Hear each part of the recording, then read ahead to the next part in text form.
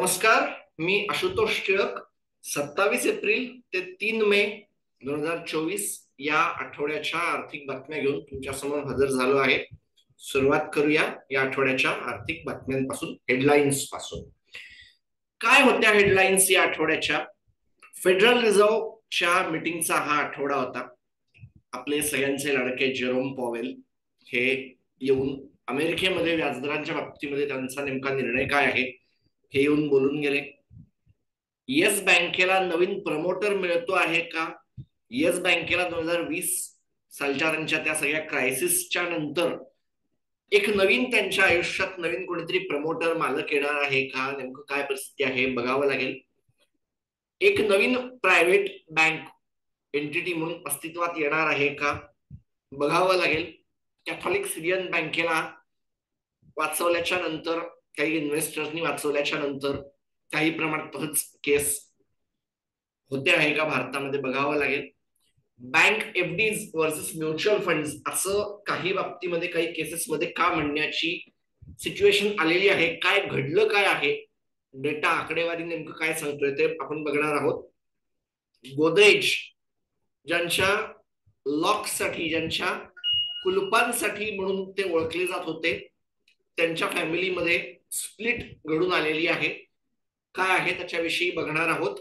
Jayaprakash associates, म्हणजे मला आठवतं 2012-13 पासून ज्यांच्या लाईफ मध्ये डिफिकल्ट सिच्युएशन चालू आहे आणि ते माणसं त्यांचे ऍसेट्स विकण्याचा प्रयत्न करत आहे. त्यांचा काही भाग हा अल्ट्राटेक सिमेंटनी खरेदी केला आणि इतरही अनेक जण खरेदी करतायत. त्यांचं रिझोल्युशन खरंच नजरेच्या टप्प्यात आलेलं आहे का हे बघण्याची एक नवीन आहे. की नवीन वर्ष, आर्थिक वर्ष आणि नवीन टॅक्सच्या बाबतीमधले रिटर्न भरायला पब्लिकने सुरुवात केली आहे. या आणि इतर अशा छोट्या छोट्या बातम्या घेऊन सुरुवात करतोय या आठवड्याच्या बातम्यांपासून. नो चेंज, कुठल्याही प्रकारचं काही चेंज तर झालं नाही, परंतु ह्या आठवड्याच्या किंवा ह्या वेळेच्या मे 2024च्या मीटिंगचं जर वैशिष्ट्य तुम्ही मला विचारलं की आशुतोष या मीटिंगचं वैशिष्ट्य सांग, स्वतः फेडरल रिझर्व्ह गोंधळलेली सापडली. नेमकं भविष्यात काय होणार आहे, कुठे जायचं आहे, काय करायचं आहे हे फारसं लक्षात येत नव्हतं. त्यामुळे महागाई तर घटते आहे, परंतु ती त्या गतीने घटत नाहीये. 3% खालती आल्यानंतर 2% दिशेचा जो प्रवास आहे तो कुठेतरी डळमळीत होताना दिसायला लागला आहे. नेमकं काय करायचं, त्याच्यामुळे 5.25 ते 5.5% जो एक रेंज त्यांची असते नेहमीची तशीच ठेवली.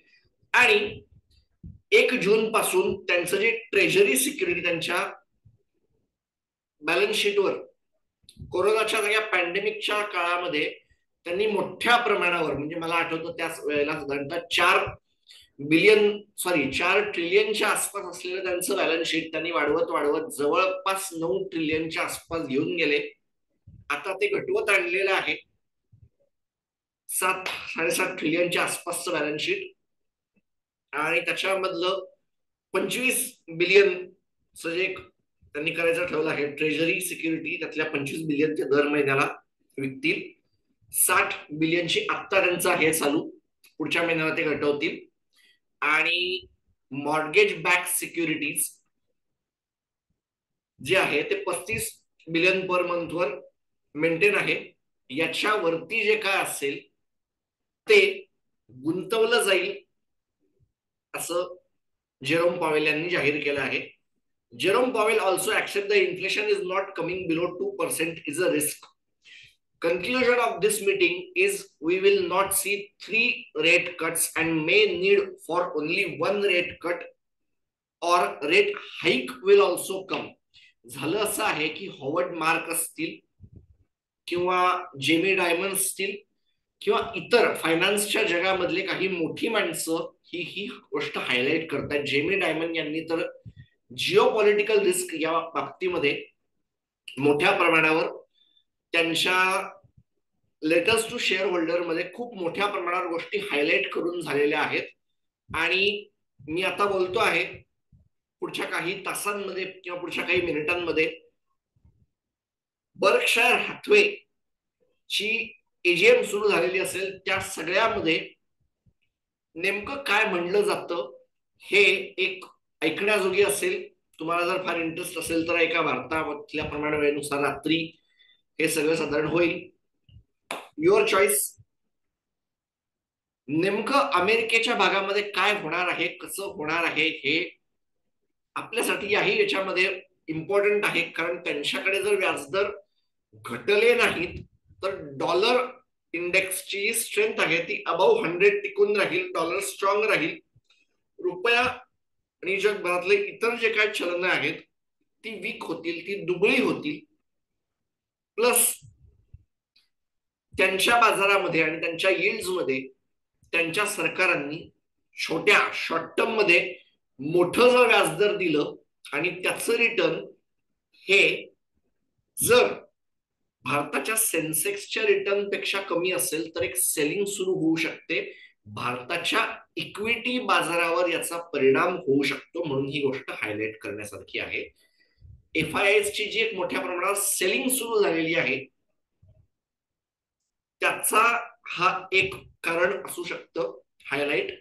आणि जर भारत JP मॉर्गन मध्ये येणार आहे, आता मी मे महिन्यामध्ये बसून तुमच्याशी बोलतो आहे, जर JP मॉर्गनच्या इंडेक्स मध्ये भारताला ऍड व्हायचं असेल तर या जागतिक गोष्टींचा भारतावर परिणाम होणार आहे, हेही आपल्याला लक्षात ठेवलं पाहिजे. चलूया पुढच्या बातमीकडे. फेडरल रिझर्व्हचं बॅलन्स शीट साधारण 2020च्या वेळेला साधारण हे असं दिसत होतं. कुठल्या दिशेला ती माणसं होती आणि काय ते सगळं झालं 4च्या आसपास, 7 म्हणजे 7च्या आसपास नाही, थोडस याच्या आत्ता ते वरती आहे 2000 हो याच्याच आसपास 7.4 ट्रिलियनच्या आसपास त्यांची आत्ताची मला दिसते आहे. सो चलूया पुढे. फर्स्ट अबुधाबी बँक आणि मिझुहो बँक जपानची, हे दोन्ही रेसमध्ये आहेत. सिच्युएशन असं आहे की SBI आत्ताच्या घडीला आपण बोलतो त्यावेळेला येस बँकेमध्ये 25% हिस्सा होल्ड करते. ऍक्सिस बँक जवळपास 1%, कोटक महिंद्रा 1.25% आसपास, ICICI बँक आणि HDFC बँक 2.5% किंवा त्यापेक्षा थोडंसं जास्त 4.25% ते 4.5% आसपास LIC होल्ड करते.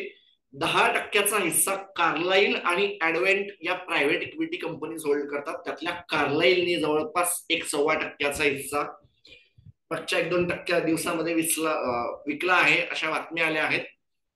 गोल्डमॅन सॅक्स कदाचित एक पोटेन्शियल बायर त्यांच्यामधला आहे असं समोर येत आहे. झालं असं की 2020 मध्ये त्यांच्याकडे असलेल्या NPA हे हाताबाहेर गेले आणि त्याला कव्हर करायला आता मोठ्या प्रमाणात भांडवल लागेल. ते इतकं मोठं लागेल की तेवढं भांडवल नाहीये खिशात म्हणल्यावर RBIनी मॅटर स्वतःच्या ताब्यात घेतला आणि 10,000 करोड SBI आणि त्यांच्या इतर सहकाऱ्यांकडून त्यांनी कलेक्ट केले आणि गुंतवले. बदल्यात RBIने असं सांगितलं की या व्यवहारामधून भविष्यामध्ये जे काय पैसे मिळतील त्याच्यावर SBIला कुठल्याही प्रकारचा टॅक्स भरावा लागणार नाही. आणि प्रशांत कुमार असतील, SBIचे फॉर्मर मॅनेजिंग डायरेक्टर असतील, किंवा R गांधी असतील, RBIचे फॉर्मर डेप्युटी गव्हर्नर असतील, हे बँकेला मॅनेज करत होते. आता ज्या वेळेला असं येतं आहे की SBI असेल, बँक ऑफ बडोदा असेल, हो बँक ऑफ बडोदाची बातमी आहे ती आपण पुढे बघतोच आहोत, परंतु ह्या बँकांना देखील कुठेतरी आता त्यांच्या भांडवलाची गरज लागलेली आहे. नवीन भांडवल उभारणी करण्याऐवजी जे आहे ऑलरेडी त्याचाच वापर का करू नये असं जर या बँकांच्या डोक्यात आलं तर काही चुकीचं नाही. आणि हे जे दिसतं आहे सिच्युएशन साधारणतः तयार होते आहे की SBIचा 25% हिस्सा ब्लॉकवर उभा राहील खरेदी करायला. जो कोणी खरेदी करेल तो एक ओपन ऑफर आणेल आणि त्या ओपन ऑफर मध्ये पोटेन्शियल ही जी बाकीची माणसं आहेत ती विक्री करायला बसतील. म्हणून मी हे जे केलेलं आहे की SBIला वरती ठेवलं, बाकीचे हे जे आहेत फिक्या निळ्या रंगामध्ये ती माणसं त्यांचा स्टेक विकतील, जो साधारण 26% आसपास जाईल असा अंदाज आहे. हो जातोय ना, अगदी इझिली हा 26% आसपास जातो. त्यामुळे हीच माणसं एकत्र आली तर हाच हिस्सा अगदी इझिली पुढे सरकायला होतो. मग नेमकं कोण आहेत हे? First Abu Dhabi bank from UAE आणि मिझुहो बँक फ्रॉम जपान चालू आहे. बँक ऑफ अमेरिका यांना ऍडवायझर ठेवलेला आहे. Interested to talk with RBI, SBI शी बोलाचाली चालू आहेत. पण मुळात ही एक स्पेशल केस होती, त्याच्यामुळे RBIच्या परमिशनच्या शिवाय इथे काहीच होणार नाहीये. आणि इश्यू असा असणार आहे की कोटक महिंद्रा बँकेच्या बाबतीमध्ये RBIचं तोंड पोळलं आहे. त्यामुळे 51% हिस्सेदारी जरी मान्य झाली तरी त्याच्यामध्ये मग नेमकं किती आणि नेमके काय पर्सेंटेज मध्ये तुम्ही असणार आहात, तुमचं स्टेक किती प्रमाणात तुम्ही घटवणार आहात. भारतातल्या कोण्याही बँकांनी, कोण्याही इंडियन लेंडर्स, लोकल लेंडर्स जे होते त्यांनी काही परमिशन घ्यायला ते आलेले नाहीत, असं सगळं दिसून राहिलेलं आहे. सिच्युएशन अशी झालेली आहे की या सगळ्यामध्ये मग कोण, मग हे दोनच आहेत का? भारतातले कोणी येणार नाहीत का? कारण IDBI पण विकायला बसलेली आहे. ऍट द सेम टाइम हे होतील का? हे अशा अनेक साऱ्या गोष्टी समोर उभ्या आहेत. बघावं लागेल. म्हणजे ही एक इंटरेस्टिंग घडामोड सुरू झालेली आहे. Will regulator reserve bank for Premji, असं सगळं म्हणण्याचं कारण झालं असं आहे की आता भारताच्या अनेक साऱ्या बँका या भांडवलाच्या गरजेच्या सिच्युएशन मधून चाललेल्या आहेत. मागच्या वर्षी RBIने नोव्हेंबर महिन्यामध्ये सगळ्या बँकांना जोरदार थप्पड मारलेली आहे की तुमचं risk weighted capital average, risk weighted average for capital, कर्जाचं जे काय आहे ते वाढवलं होतं. आणि त्यामुळे अनेक साऱ्या बँकांना नवीन कर्ज जर द्यायचं असेल तर भांडवलाची गरज येऊन लागली होती. NPA तर कंट्रोलमध्ये आहेत, पण आता ग्रोथ कॅपिटल साठी बँका बघतायत. आणि त्यावेळेला बँक ऑफ बडोदा त्यांच्या मालकीची अजून एक बँक आहे, त्याचं नाव आहे नैनिताल बँक, 98% हिस्सा तो विक्रीचा विचार करते आहे. बातम्या अशा आल्या समोर की Premji invest, family office of Wipro founder Azeem Premji, त्यांच्या गुंतवणुकीच्या संदर्भातले निर्णय घेणारं त्यांचं ग्रुप, ट्रस्ट किंवा त्याला फॅमिली ऑफिस म्हणतात, ही माणसं यांनी असा विचार केला की नैनिताल बँकेमध्ये मेजॉरिटी स्टेकच्या बाबतीमध्ये इज इन ऍडव्हान्स स्टॉक. पण मला जे आठवत आहे ते कुठल्याही एका खाजगी लोकांना बँक हातात द्यायची नाही किंवा ज्यांचा इतर गोष्टींशी संबंध असेल, असं RBIचं म्हणणं आहे. आणि जेव्हा RBIने त्याचा बदलायचा विचार करवला कोरोना पॅन्डेमिकच्या काळामध्ये, तेव्हा त्याच्या बाबतीमध्ये मोठ्या प्रमाणावर आरडाओरडा पण सुरू झाला होता की जे आतापर्यंत चाललं ते बदलण्याची गरज काय. खरंच RBI या बाबतीमध्ये, ह्या बँकेच्या बाबतीमध्ये प्रेमजींना हो म्हणेल का, त्यांचा रिझर्व्हचा निर्णय हो असेल का, हे बघण्याची खरंच गरज आहे. बँक फार मोठी नाहीये, 800 कोटीचं व्हॅल्युएशन आहे आणि टोटल डिपॉझिट्स जे दिसत आहेत ते 7,809 करोड. लोन्स 27 सप्टेंबर 2023 याच्यामध्ये लोन्स गिवन 4,654 करोड, डिपॉझिट्स आहेत 7,809 करोड, म्हणजे बऱ्यापैकी वेल डिपॉझिट आहे. आणि थोडंफार लोन वाढवायला पण जागा आहे. कॅपिटलची गरज त्यांना नेमकी किती असेल माहित नाही. 1922 साली ती एस्टॅब्लिश झाली होती. त्याच्यानंतर 1976 मध्ये subsidiary of bank of Baroda झालं. Offers personal business agriculture rural banking services, online bill payment and fund transfer. Regular बँका जे काय करतात ते आहेत. काही ठराविक भागांमध्ये उत्तराखंड, राजस्थान, उत्तर प्रदेश, दिल्ली, हरियाणा, इनफॅक्ट उत्तराखंड आणि हिमाचल प्रदेश वगैरेच्या भागामध्ये यांचा बिझनेस चालतो असं मला जवळपास सगळ्या अनालिस्टने म्हणलं. त्यांचे रिपोर्ट पण मी या बँकेबाबतचे वाचले आहेत. फर्स्ट ट्रांच मध्ये 51% हिस्सेदारी आणि बाकीचे मग जे काय असेल 40 आणि किती 47% हिस्सेदारी ही पुढच्या ट्रांच मध्ये केली जाईल असा अंदाज आहे. मुळात याच्यामध्ये मॅटर असं आहे की RBI याला हो म्हणेल का. कारण 2% जी हिस्सेदारी उभी राहते, जवळपास अराउंड 98% बँक ऑफ बडोदा त्याच्यामध्ये होल्ड करतं. त्यामुळे ही जवळपास एक पीएसयू बँक म्हणून येऊन उभी राहते. बँक ऑफ बडोदाला एक ऑप्शन होता की याचा आयपीओ काढायचा, ऑफर फॉर सेल घेऊन, पण यांना मुळात भांडवलाची गरज नाही. त्याच्यामुळे ही माणसं काय करतील हा पण एक सगळ्या अनेक अनेक साऱ्या गोष्टी आहेत. ही एक फार इंटरेस्टिंग केस येऊन उभी राहू शकते. नेमकं काय करायचं, कारण प्रेमजी इन्व्हेस्ट यांना इन्शुरन्सच्या कंपन्यांमध्ये गुंतवणूक करण्याचा अनुभव आहे. विप्रोचे ते मूळ मालक होते. सो फायनान्शियल सर्व्हिसेसच्या बिझनेसमध्ये प्रेमजी वेल नोन बिझनेस आहेत. आता काय, एका अर्थाने म्हणायला गेलं तर या दोन तीन बँका ब्लॉकवर मला दिसत आहेत. नेमकं काय होईल ही एक फार इंटरेस्टिंग केस स्टडी असेल. पुढे जाऊया. Bajaj finance e com and Insta card back. झालं असं होतं की 15 नोव्हेंबर 2023 मध्ये आरबीआयने ऍक्शन घेतलं होतं. तुम्हाला जर वाचायचं असेल त्यांचं लेटर तर ते तुम्ही व्हिडिओ होल्ड करून वाचू शकता. थांबवलं होतं, सांगितलं होतं की बंद करा. 2 मे 2024 Bajaj finance announce that RBI has lifted the restrictions on their Insta EMI card and e com platforms. Situation अशी झाली होती की तुम्ही ते डिस्ट्रीब्यूट करू शकता पण नवीन लोन नाही देऊ शकत. लोकांचं म्हणणं की जर नवीन डिस्ट्रीब्यूट होत असेल तर मग लोन का द्यायचं नाही. मग नेमकं जे काय त्याच्यामध्ये होतं ते असं दिसत आहे की त्यांनी त्याच्यामध्ये पूर्ण करून झालेले आहेत आणि समाधान होईल अशा तऱ्हेने बजाज फायनान्सने या गोष्टी केल्या आहेत. खरं तर बजाज फायनान्सचा हा जो स्पीड आहे हा वाखाणण्याजोगा आहे. कारण एचडीएफसी बँकेच्या याच्यावर जेव्हा असेच निर्बंध आले त्यावेळेला 1 वर्ष लागलं होतं. कोटक महिंद्रा बँकेवर ज्या वेळेला अशाच काही गोष्टींचे निर्बंध आले होते ते अजूनही चालू आहेत. बजाज फायनान्स ही या बाबतीमध्ये काही बँकांच्या पेक्षा बेटर दिसते आहे.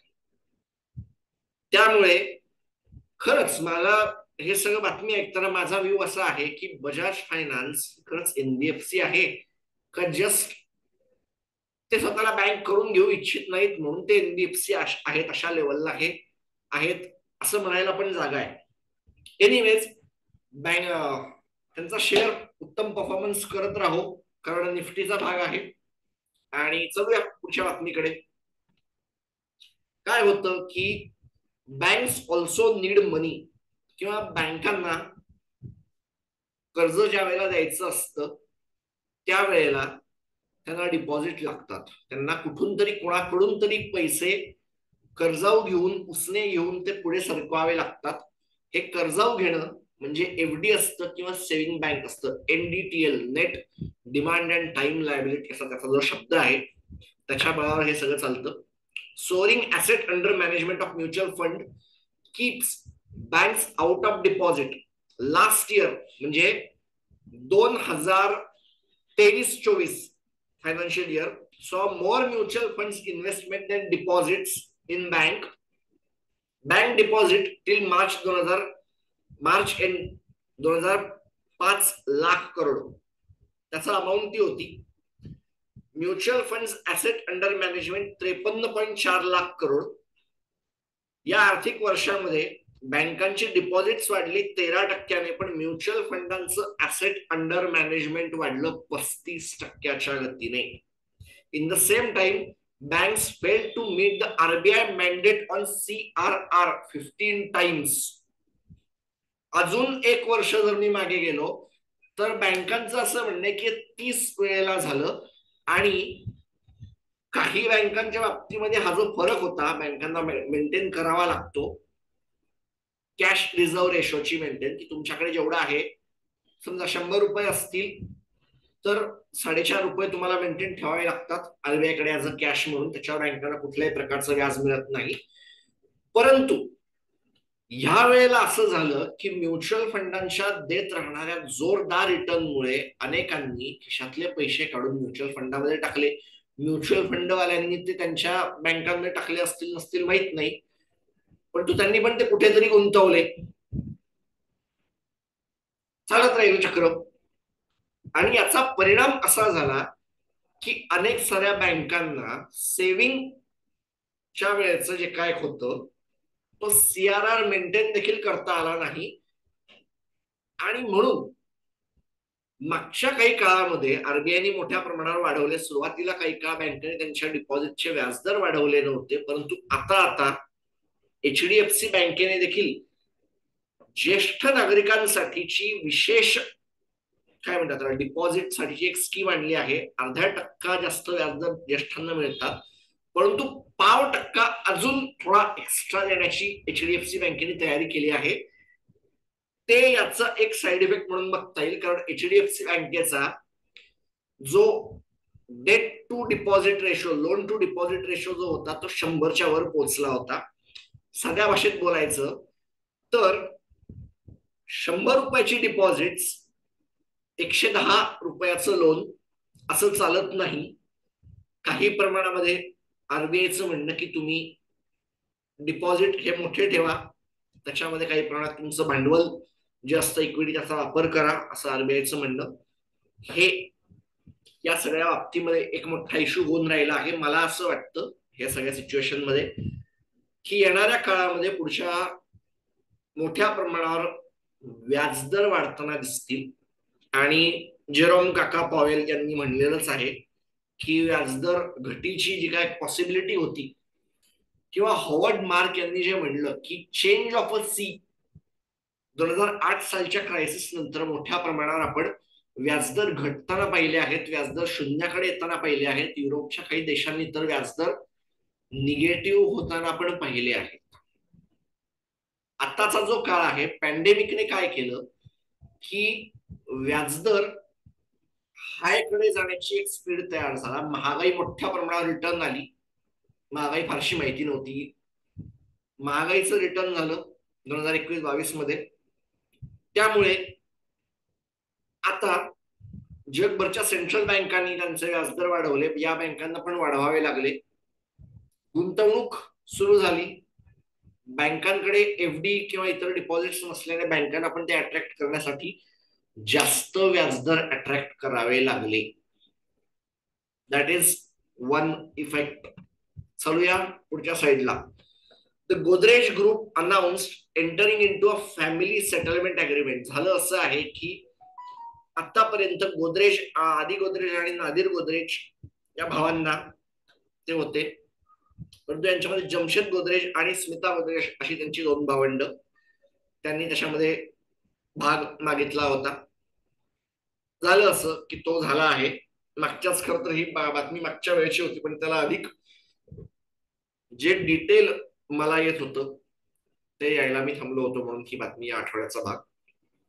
झालं असं की जमशेद गोदरेज आणि स्मिता गोदरेज यांना गोदरेज अँड बॉयज G&B याचा हिस्सा मिळालेला आहे.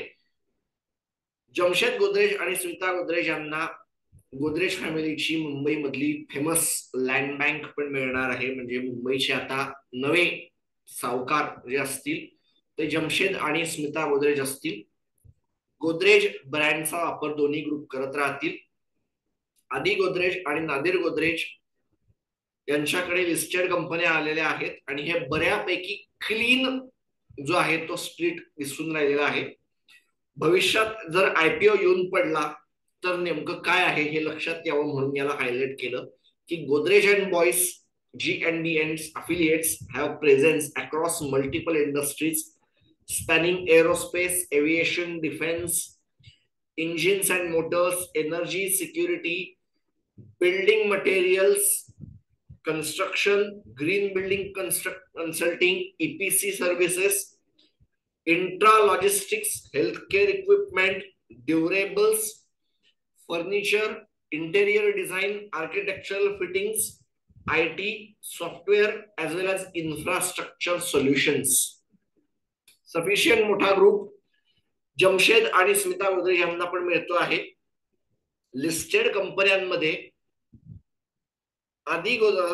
जमशेद गोदरेज आणि स्मिता गोदरेज यांची जर काही हिस्सेदारी असेल तर ती विकली जाईल, ते त्याला विकतील. आणि बाकीचे जे आहेत नादिर गोदरेज आणि आदी गोदरेज हे त्यासाठी ओपन ऑफर आणतील असं सिच्युएशन आहे.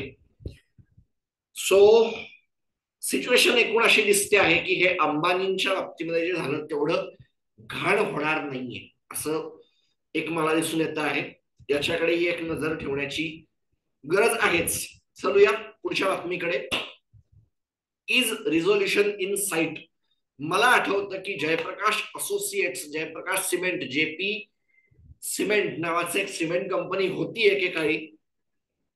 ती ढीगभर कर्जाने किंवा 2008 सालच्या फायनान्शियल क्रायसिस मध्ये मोठ्या प्रमाणात दाबून टाकलं. त्याचं कारण त्यावेळेला कर्जाची जेवढी डिमांड होती त्याच्या 40% अधिक किंवा 1.5 पटीच्या आसपास त्यांनी सप्लाय करून ठेवला होता. सिमेंटच्या फॅक्टरीज असेल, जेपी पॉवर असेल, जेपी असोसिएट असतील, दिल्लीचं फेमस बुद्ध इंटरनॅशनल सर्किट ज्यांनी बांधलं ती पण हीच माणसं, F1 रेस कोर्स मधली. आणि या सगळ्याच्या बाबतीमध्ये वेगळ्या प्रमाणात त्यांचं कर्ज झालं. 1 लाख करोडचं एकेकाळी मार्केट कॅप बघितलेली कंपनी अचानकपणे खालती आली. आणि SBI आणि आय थिंक ICICI बँके एकेकाळी होते, त्यांनी ते रिझोल्युशन करून घेतलं काही प्रमाणामध्ये. स्टेट बँक ऑफ इंडिया आणि आता त्यांच्या इतर लेंडर्सनी RBIला असं म्हणलेलं आहे की आम्हाला हे कर्ज नॅशनल ऍसेट रिकन्स्ट्रक्शन कंपनीला ट्रान्सफर करायचं आहे. 18,000 करोडचं कर्ज साधारण, आणि त्याच्या अगेन्स्ट 10,000 करोड मिळणार आहे. 2023 मध्ये याच NARCLनी 62% और 9,234 करोड जेपी इन्फ्राटेकचं कर्ज घेतलं होतं. 39% रिकव्हरी त्यांना त्या सगळ्यामध्ये मिळाली होती. आणि आता जे आहे ते बऱ्यापैकी त्याचं पर्सेंटेज बेटर मला दिसत आहे. 50-40% आसपासचं एक बेटर ऍव्हरेज दिसत आहे. सिच्युएशन अशी आहे की डालमिया ग्रुप, डालमिया सिमेंट 5,666 करोड त्याच्या युनिटसाठी देतं आहे. लिटिगेशन मध्ये हा सगळा सिच्युएशन अडकलेली आहे. नेमकं काय होणार आहे या सगळ्यामध्ये हे पण एक आहे, कारण हे 2017 मध्ये RBIने ज्यावेळेला पहिली 12 IBC साठी घेऊन आले त्याच्यामधलं हे एक मोठं होतं. बाकीचे 11 तर रिझोल्युशन झालं. यांचं आता पुढे काय होईल हे बघण्याचं एक आहे. जेपीच्या बाबतीमध्ये एकेकाळची 1 lakh crore market cap claim केलेली ही कंपनी आज मायनॉरिटी वगैरे काहीतरी होऊन पडली आहे, पेनी स्टॉक होऊन पडलेली आहे. यांचं खरंच पुढे काय होईल आणि बँकांना त्यांचे किती पैसे परत मिळतील हे बघण्याची ही एक सिच्युएशन आहे. नवीन आर्थिक वर्ष आलं आणि इन्कम टॅक्स डिपार्टमेंट कामाला लागलं असं म्हणण्याची परिस्थिती आली आहे, कारण इन्कम टॅक्सनी एप्रिल महिन्यामध्ये जवळपास 6 लाख इन्कम टॅक्स रिटर्न्स पहिल्याच महिन्यात त्यांनी कव्हर केली आहेत. Significantly nearly 2/3 of the verified returns have already been processed. म्हणजे त्यांचा जर कोणाचा रिटर्न असेल तर तो दिला गेला आहे. कोणाचा अजून काय डिमांड असेल का हे असेल जे काय प्रोसेस करण्याची गरज असेल ती 1 महिन्यात झाली पण आहे. 5,92,000 returns were filed by April 29. Out of this 5,38,000 return been verified आणि त्यातले 3,67,000 verified returns were processed. In the first, department had enabled the e-filing portal on day 1. पहिल्याच दिवशी त्यांनी फायलिंग पोर्टल करून ठेवलं होतं. तुम्हालाही जर इन्कम टॅक्स भरण्याची घाई असेल शेवटच्या दिवशी अगदी मारामार नको म्हणून तर तुम्ही करू शकता आणि प्रोसेस सुरू झालेली आहे. सुविधेचा लाभ घ्यावा इन्कम टॅक्स डिपार्टमेंटने कळवलं आहे. चलूया पुढच्या बातमीकडे. इंडायसेस अँड कमोडिटीज शेवटच्या भागाकडे आपण येतो. आणि BSE सेन्सेक्स या आठवड्यामध्ये खरं तर सिच्युएशन अशी होती की जगभराचे अनेक सारे मार्केट्स हे कामगार दिनासाठी बंद होते. त्यामुळे जे काय तुम्हाला दिसतं आहे ते आठवड्याचं नाही, मागच्या शुक्रवारचं देखील ऍड होतं आहे. सो आता असंच म्हणता येईल की BSE सेन्सेक्स या आठवड्याच्या अखेरीला, शुक्रवारी संपलेल्या आठवड्याच्या अखेरीला 73,878.15 अंशावर बंद झाला. निफ्टी 22,475.85 अंशावर या आठवड्याच्या अखेरीला बंद झाला. त्याच्यानंतर निफ्टी बँक 48,923.55 अंशावर निफ्टी बँक बंद झाला. 21,797.40 अंशावर निफ्टी फायनान्शियल सर्व्हिसेस बंद झाला. त्याच्यानंतर S&P BSE मिड कॅप 42,414.53 अंशावर शुक्रवारच्या दिवसाच्या अंताला बंद झाला. S&P BSE स्मॉल कॅप 47,191.41 अंशावर बंद झाला या आठवड्याच्या अखेरीला. त्याच्यानंतर निफ्टी प्रायव्हेट बँक 24,293.1 अशा तो बंद झाला Nifty private bank. Nifty PSU bank चा इंडायसेस 7,528.70 अंशावर या आठवड्याच्या अखेरीला बंद झाला. 20,421.06 अंशावर S&P BSE PSU इंडेक्स बंद झाला. S&P BSE 500 ब्रॉडर मार्केटचा इंडेक्स 33,078.63 वर बंद झाला या आठवड्याच्या अखेरीला. निफ्टी फार्मा 19,133.40 वर या आठवड्याच्या अखेरीला बंद झाला. निफ्टी IT 32,908.40 वर या आठवड्याच्या अखेरीला बंद झाला. निफ्टी नेक्स्ट 50 65,770.50 अंशावर या आठवड्याच्या अखेरीला बंद झाला. निफ्टी इन्फ्रास्ट्रक्चर 8,519.50 अंशावर या आठवड्याच्या अखेरीला बंद झाला. अमेरिकेची मार्केट्स जी या आठवड्यामध्ये 1 तारखेला बंद नव्हती ती जवळपास 1/3% वाढीने S&P 500 5,127.79 बंद झाला. डाउ जोन्स इंडस्ट्रियल ऍव्हरेज थोडी जास्त घट घेऊन जवळपास 1% वाढ घेऊन 38,675.68 ने बंद झाला या आठवड्यामध्ये. त्याच्यानंतर नॅसडॅक कॉम्पोजिट 16,156.33 जवळपास 1.25% वाढ होऊन बंद झाला या आठवड्यामध्ये. डॅक्स परफॉर्मन्स जर्मन मार्केट्स 1 तारखेला बंद होते त्यामुळे 18,001.60 अशा अंशावर या आठवड्याच्या अंताच्या आसपास तो मार्केट बंद झालं त्यांचा इंडेक्स. कॅक फ्रेंच मार्केट देखील 1 तारखेला बंद होतं 7,957.57 फ्रेंच मार्केट या आठवड्याला ट्रेड होऊन बंद झालं आठवड्याच्या अंताला. ब्रिटिश मार्केट्स मात्र 1 तारखेला चालू होते 8,213.49 अंशावर जवळपास 1% वाढीने ब्रिटिश मार्केट FTSE 100 बंद झाला. या आठवड्यामध्ये करन्सी मार्केट चालू होते.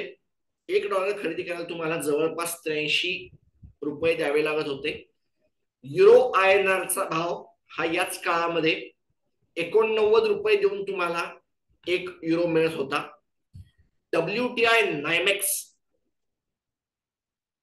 क्रूड ऑइल खरेदी करायला तुम्हाला 77 रुपये जवळपास 78 रुपये द्यावे लागत होते WTI NYMEX. ब्रेंट क्रूडची किंमत जवळपास $80 च्या आसपास फिरत होती आणि हेनरी हब नॅचरल गॅस हा 2% वर गेला आहे. ही खरं तर जगाच्या एनर्जी बाजारातली एक मोठी हायलाइट म्हणावी लागेल.